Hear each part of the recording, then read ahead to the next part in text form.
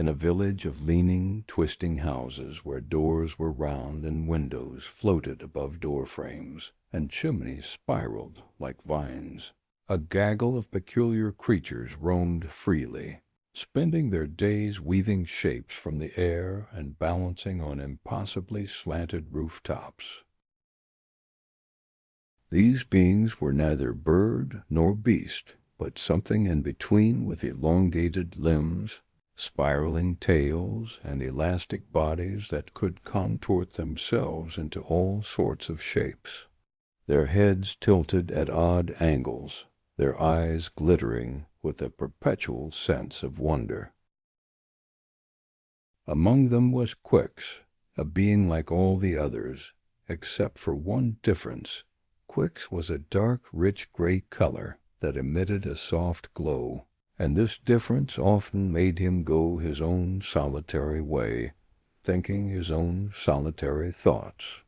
So while the other creatures hummed their strange tunes, Quix merely watched with unblinking eyes, content in the gentle absurdity of their shared world.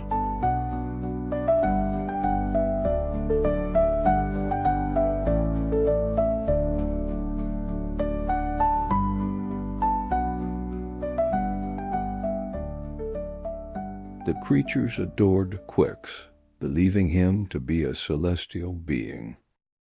Some of them would even roll around in coal dust, or stand in the smoke coming out of the chimneys of the crooked houses to look more like him, turning for a short while into that lovely shiny charcoal gray as well. They left him offerings of twisted flowers and tiny sculptures made from moonlight. Quix, although essentially indifferent to their reverence, nevertheless accepted their gifts graciously with many soft murmurings and purrs.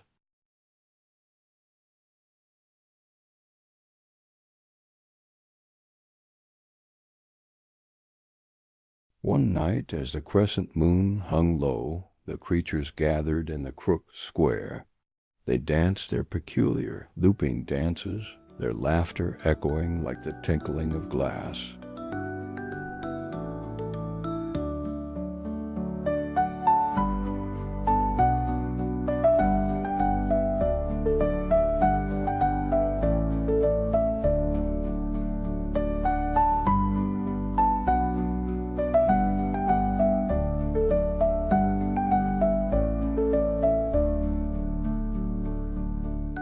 Then something extraordinary happened.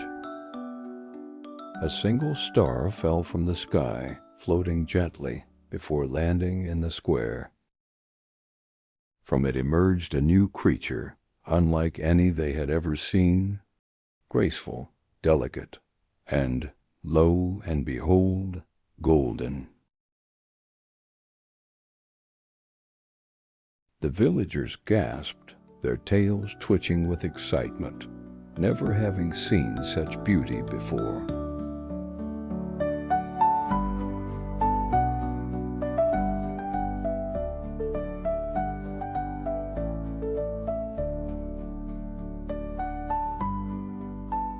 In the crooked village, it was said that Quix had called the star home, and from that day the creatures danced every night, hoping to summon more golden wonders from the skies, while never realizing that they themselves became increasingly golden, as they gazed up at the stars, not knowing that the newcomer had brought the attire of the skies to their midst.